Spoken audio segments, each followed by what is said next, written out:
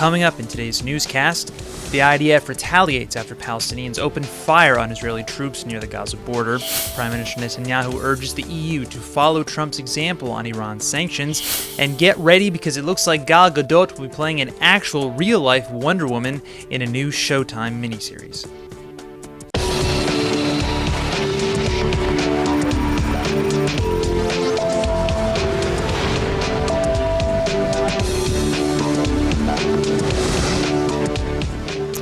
Moments ago, violence erupted along the Israel-Gaza border amidst rumors of a pending ceasefire deal that's now seeming far less and less likely. Palestinians near the border have opened fire on a group of IDF soldiers stationed in the region. In response, the IDF's tank unit has just shelled a Hamas military site within the Strip. 2 Hamas operatives are believed to have been killed at this time. An additional 6 Palestinians have been reported injured in this attack. This is, of course, just the latest exchange of blows in a long string of escalation along the border in recent months. Attacks like these, in combination with the flying of explosives-laced kites and balloons from Gaza into Israel, has pushed both sides to the brink of war. Now, Egypt has reportedly entered negotiations with Israel and Hamas to avoid such a scenario with a long-term ceasefire deal. That proposal has been discussed at length by Israel's security cabinet amidst reports that Hamas has already actually agreed to it. A long-term ceasefire is looking unlikely at this point, but a temporary calm, which would include the halting of these Palestinian arson attacks, may very well be within reach despite this latest violence. We'll just have to wait and see. An anonymous top-level intelligence official has just told the New York Times that Israel is behind a massive assassination operation in Syria. A few days ago, Aziz Asbal and his driver were killed in an apparent car bombing. Asbal is one of Syria's leading rocket scientists who worked on numerous projects with both Iranian and Hezbollah weapons teams. Israel, as per policy, has neither confirmed nor denied any role in this death, of course, though one minister has said that it's a, quote, good thing that he's dead. The unnamed source in the New York Times' report alleges that Israel contacted his agency to inform them of the attack on Asbal. He, or she, goes on to explain that Asbal had been a primary target of the Mossad for several years now. Now, this wouldn't be much of a surprise considering Asbal's role in developing chemical weapons for the Assad regime, his high-level security status with both Iran and Hezbollah, and his work on streamlining a new breed of precision-guided mid-range Tishreen rockets. Adding some credence to the idea that Israel may indeed be behind this hit, the base where Asbal reportedly worked is the same site that IDF airstrikes have allegedly struck at least twice this year. Israeli Defense Minister Avigdor Lieberman, however, has downplayed the idea of Israel's role in the assassination, saying, quote, every day in the Middle East there are hundreds of explosions and settling of scores. Every time they try to place the blame on us, so we won't take this too seriously, end quote. Either way, it's clear that Israel is relieved to have this weapons chief out of commission. As Public Security and Strategic Affairs Minister Gilad Erdan points out, Asbal is the man responsible for placing some very lethal weapons in the hands of some very bad people. Reports of growing anti-Semitism in the UK are unfortunately nothing new, and neither are the accusations that the problem may be systemic within the framework of the government. Just this week, the UK's Labour Party leader, Jeremy Corbyn, has twice apologized for insensitivity towards Jewish people from his own party. Several Labour MPs have already resigned, with some under investigation internally from speaking out against Corbyn. Some 60-odd rabbis in Britain have even co-authored a letter expressing their fear about anti-Semitism in the UK. And joining me now to discuss this and go deeper into it is Paul Gross, a senior fellow at the Menachem Begin Heritage Center. Paul, thank you so much for joining us. Hi. Thank you. So my first question before we get to Corbyn and everything, you're originally from the UK, obviously. I know you don't live there any longer. You live in Jerusalem now. But does it feel to you like anything has changed in Britain on the ground, as someone who used to live there personally? Maybe you go back and forth. Yeah, I do visit. I would say that there have certainly been increased incidents of anti-Semitism in the UK, but really the atmosphere has changed completely as a result of what's happened in the Labour Party. This is the main opposition party, the party that could well be the next government of Britain. Jeremy Corbyn, the leader, could well be the next Prime Minister of Britain. And since he became leader about 3 years ago, there has been literally an epidemic of anti-Semitism in the Labour Party.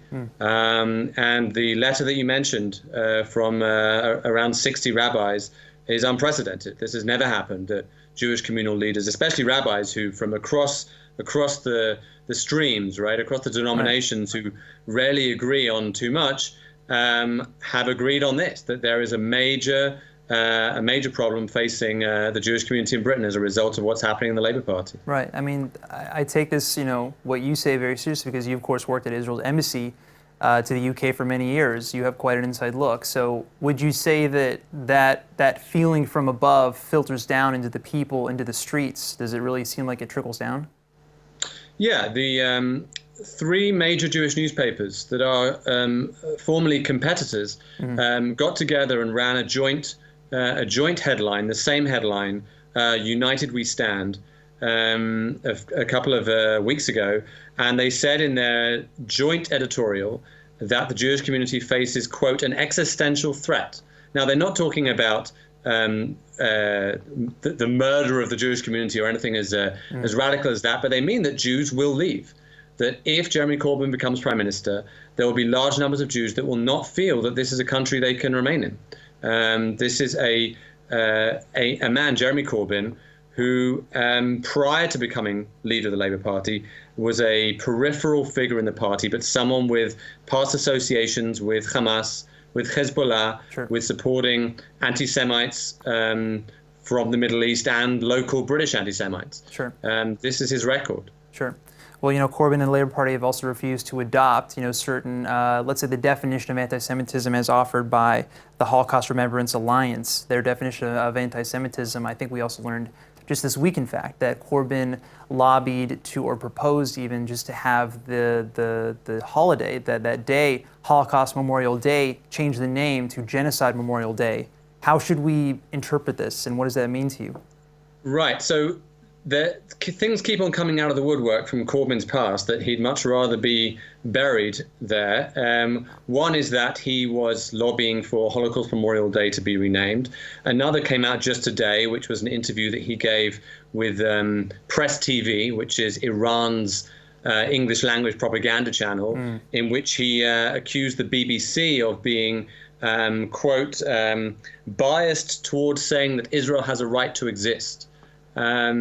This is stuff that he doesn't want coming out now because it's pretty embarrassing. Right. As you mentioned, the definition of anti-Semitism has been adopted across the UK by institutions, government agencies. The sure, only the organisation in Britain that has not adopted it in full is the Labour Party. Yeah. Well, look, I wish I could say that this is a thing that we're not going to be talking about in the near future, but I'm sure we will be. Maybe we'll be talking to you again soon. Either way, thank you so much for joining us. Sure. With the first wave of U.S. sanctions on Iran officially now in full effect, Israeli leaders are hopeful that the pressure will either topple the regime or else deter them from their current war path. Prime Minister Netanyahu has hailed U.S. President Donald Trump for defying the rest of the world and reimposing those sanctions. For now, it remains to be seen if Europe, Russia, and China will be able to preserve the current nuclear deal with Iran, or if a major change is yet on the horizon. אני מברך את הנשיא טראמפ ואת הממשל האמריקני על ההחלטה החשובה להטיל סנקציות על איראן. זה רגע חשוב לישראל, לארצות הברית, לאזור, לעולם כולו. והוא מסמל את הנחישות לבלום את התוקפנות האזורית של איראן, וגם את התוכניות המתמשכות שלה להתחמש בנשק גרעיני. אני קורא למדינות אירופה שמדברות על עצירת איראן, להצטרף למהלך הזה. הגיע הזמן להפסיק לדבר, הגיע הזמן לעשות. זה בדיוק מה שארצות הברית עושה, זה מה שאירופה צריכה לעשות. Echoing the praises of the Prime Minister is Public Security Minister Gilad Erdan. According to him, the first wave of new American financial pressure stands a good shot of forcing Iran to renegotiate the terms of the JCPOA nuclear deal. Erdan has slammed the EU, which he describes as morally bankrupt, for defying sanctions in lieu of preserving the original terms of that deal.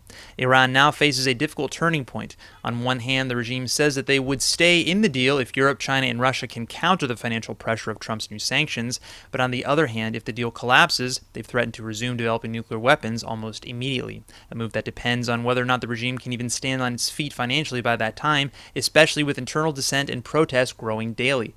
This may indeed be the very scenario Israel is hoping to see, but with Iran threatening to close the crucial Bab al-Mandab Strait, Israel could be looking at a $15 billion hit in trade as well if that happens. It remains to be seen if such a move would amount to a declaration of war. The latest data suggests that nearly 3 million posts on social media have now been linked to fake Russian accounts with the intent of swaying the 2016 U.S. presidential election. But in a shocking development, tens of thousands of those posts were apparently attempts to influence Israel-U.S. relations. At least 21 different states in the United States were targeted with these posts prior to the 2016 election. At this time, U.S. Special Counsel Robert Mueller has already identified and indicted 13 Russian nationals with ties to this plot. ILTV's Aaron Porras has more on this unfolding story. And Aaron, before we dive into the intent here, can you trace back for us where these posts exactly come from? Yeah, all right. So I'll try to put this together chronologically as best as I can. Sure. But to all of you watching, by the way, at home, you can look it up and read the full report for yourselves. It's entitled Troll Factories, the Internet Research Agency, and State-Sponsored Agenda Building. And it was compiled by Clemson University researchers Darren Linville and Patrick Warren. Now, I'll sum it up now. In February 2018, as you mentioned, the United States Justice Department indicted 13 Russian nationals for playing a central role in a Russian effort to sow discord into American politics and sway voter turnout in the 2016 election. The 13 individuals all worked for the IRA, or the Internet Research Agency, based in St. Petersburg, and allegedly at the behest of Russian President Putin. Now, the IRA's activities are well documented going back all the way to 2014, and basically the IRA is a troll farm. They produce nearly 2,900 fake accounts, which produce nearly 3 million posts on Twitter alone. These posts were confirmed as being connected to the IRA by Twitter, and thanks to the report, we now have a much better understanding of what they were trying to accomplish with these posts. Okay, and what is that objective exactly? Because I think it's important to know, especially given the threat of Russian interference in the upcoming midterm elections and maybe the future presidential elections, exactly how this works. So how did they sow that discord in a way that impacted an election? All right, well, again, I encourage everyone to read the full report. Sure. It's not long, but it showed that 5 specific categories of IRA-associated handles were identified. Trolls on the right, trolls on the left, newsfeed trolls, fear-mongers, and hashtag gamers. Those are the names. Those are the categories that they split it up into. Got it. Yeah, exactly. Further, with the exception of the fear-mongers, troll types were consistent and did not switch around. Now, the right trolls, which made up over half of those studied, were unanimously in support of Trump following his nomination and continuously bombarded social media feeds with populist nationalist messages. They also wrote things likely to divide Republicans amongst themselves. Oddly enough, they did not express any of the traditional Republican views related to things like regulations, taxes, abortion, etc. Then about 25% of the trolls studied were left trolls, designed to focus heavily on identity and race politics and also division among the Democrats. Now, the newsfeed troll accounts typically just rerouted people to certain news stories that, surprise, surprise, were often pro-Russian. And then finally, you have the fear-mongers and the hashtag gamers. The gamers, they just played popular hashtag word games, but sometimes painted the games with political undertones, like, hashtag offend everyone in 4 words. Undocumented immigrants are illegals, right? Okay. The fear-mongers, just as you probably guessed, just created drama and crisis wherever possible. This web is so complex, but also detailed. Yeah. But look, all this makes sense when you talk about the 2016 U.S. election, at least that's what it seems like. But where exactly does Israel fit in? I mean, why would the Russians actually want to boost the prospect of an Israeli-U.S. friendship? So again, the aim of these posts was to create division in the U.S. Israel is seen as a divisive topic in the world right now, and so the same methods were employed. Posts mentioning Israel or Israeli politics heavily mirrored the same rhetoric used surrounding the U.S. election, being split roughly 60-40 between being pro-Netanyahu and against him, calling the media liars, sowing malcontent, etc.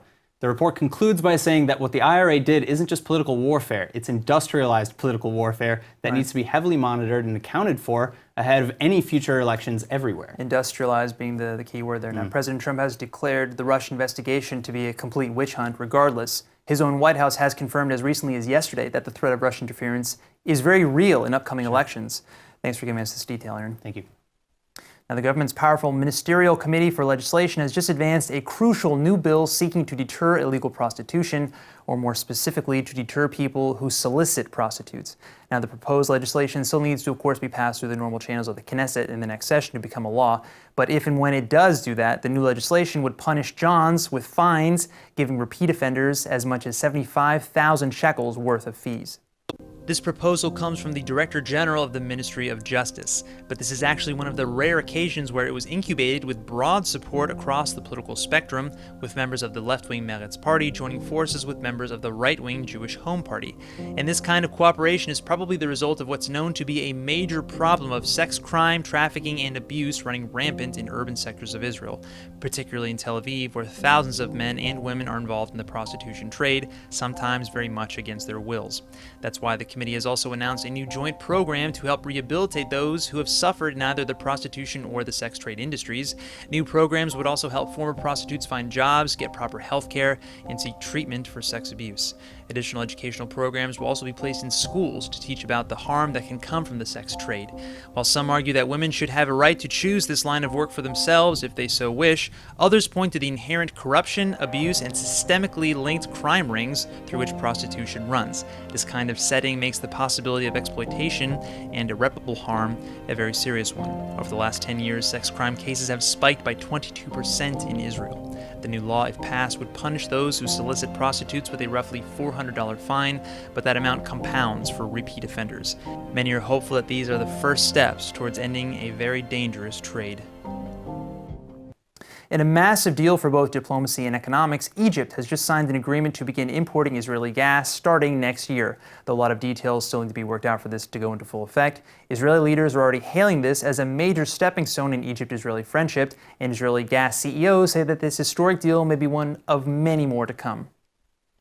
Egypt has quickly exploded into one of the world's fastest-growing importers of gas. Paralleled by Israel's exploration of the Leviathan gas field off the coast of the Mediterranean Sea, oil experts predict that there could be a billion-dollar industry just waiting to be pioneered here. As with all things in the oil industry, however, this isn't without its own share of controversy. The Leviathan field is believed to hold enough gas to power Israel for some 40 years, but the Israeli government has largely developed and earmarked this cache strictly for foreign exports in deals where only oil tycoons seemingly come out on top.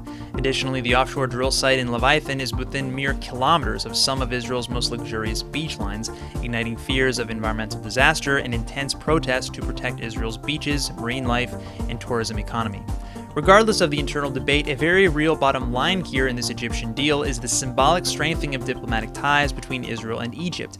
Israel's Energy Minister Yuval Steinitz, echoing praises of Prime Minister Netanyahu, says that this deal is nothing short of the most significant export deal since the 1979 peace treaty with Egypt. The $15 billion contract would also potentially overrule an existing hiccup in Israeli-Egyptian trade, the collapse of a $2 billion gas export deal from Egypt in 2012. Terror insurgencies in the Sinai Peninsula disrupted the pipeline flow of that gas delivery to Israel, throwing a very real and a very expensive wrench into Israeli-Egyptian ties. Now, Egypt may merely turn this new Israeli import right around and sell it themselves, but clearly there's enough big money at stake here to build some very concrete bridges anyhow. When we think about sustainability and green energy investments, problems with the cloud probably don't come to mind. But make no mistake here, roughly 10% of the world's energy consumption actually comes from internet servers and all that related infrastructure. Well, thankfully, a more environmentally friendly way to store our data is here, and it blows cloud technology right out of the sky. Here to tell us all about the Swarm is CEO and co-founder of Cubit, Stefano Onofri. Now, Stefano, what is the Swarm? Because it sounds very intriguing. Thanks, Brett. So we have brought the cloud to the next level. Okay. Look, you, me, everybody that is watching us have one thing in common. We all pay for domestic Wi-Fi, but nobody's actually exploiting that 100% because we go to work, we go to sleep. At the same time, though, we spend a lot of money in purchasing cloud services for ourselves or for our companies, Sure. which basically means we're paying somebody else to keep another connection turned on for us.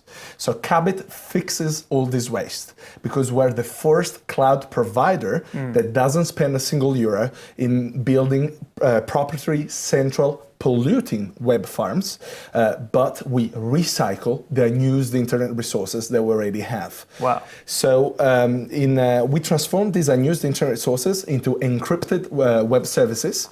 And in a nutshell, Cubit provides users with the first end-to-end encrypted and forever free cloud storage service. Wow. And to companies, we offer a superior cloud, much greener, 10 times greener, which have top cybersecurity, top quality, and because we have no infrastructure cost, just half the price. So you're telling me that it's safer, more secure, more friendly for the environment, and also just way cheaper for everyone. That's the original power of the internet. We make users communicate between each other, and so we can really leverage on the power of the internet. Wow. How did you get to this? How did you come to this idea? So I'm the CEO of a very brilliant team. My co-founders have a very strong tech background, Right. And we come from Italy, and from the very excellence of the engineering school in Italy, and that's where the software comes from. Wow, amazing, man. This is great. Everyone deals with the cloud, right? So this Yeah. is something that impacts not just business, but regular people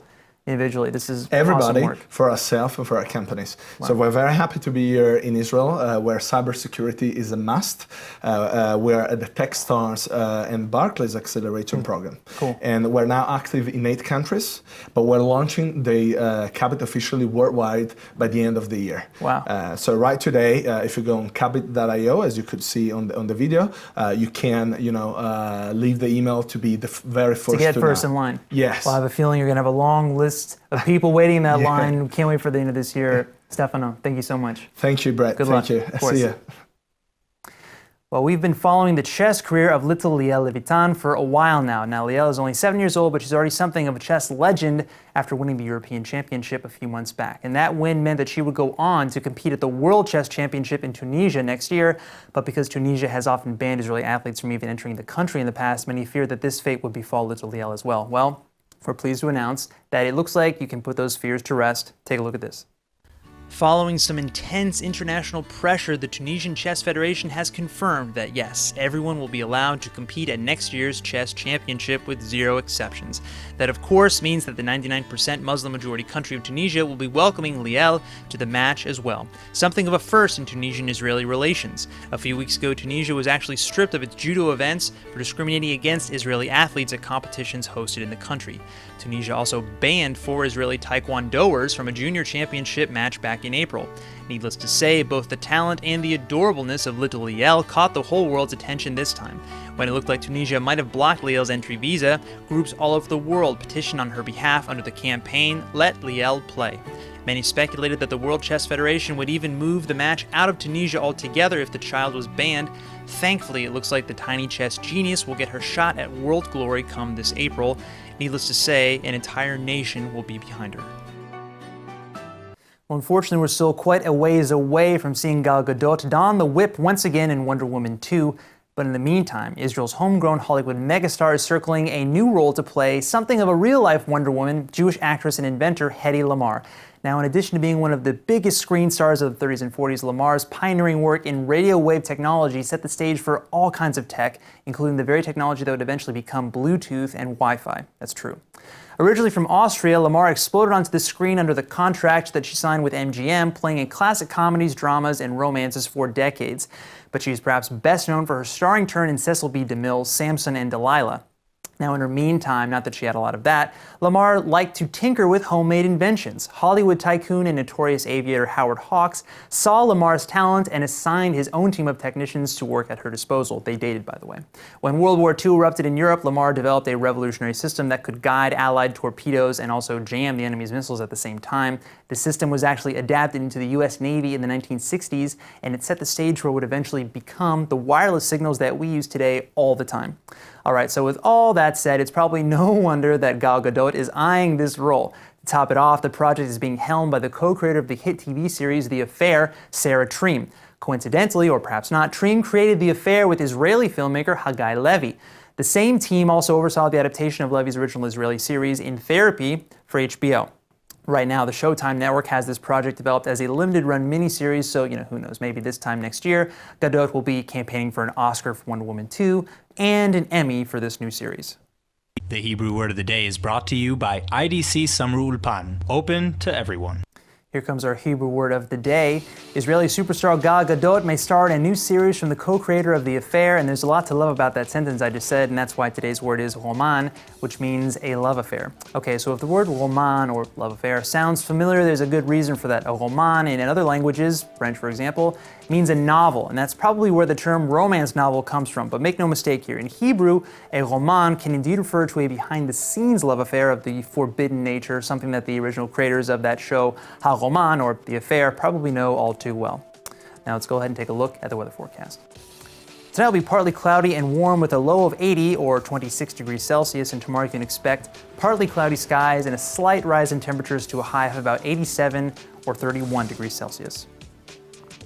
All right, that's it for today's news. Today's exchange rate is 3.69 shekels to the American dollar. Remember to sign up for our daily newsletter at iltv.tv, and don't forget to follow us on Facebook at Israel English News, and of course on Twitter at ILTV News. I'm Brent Allen Smith. Thanks for watching.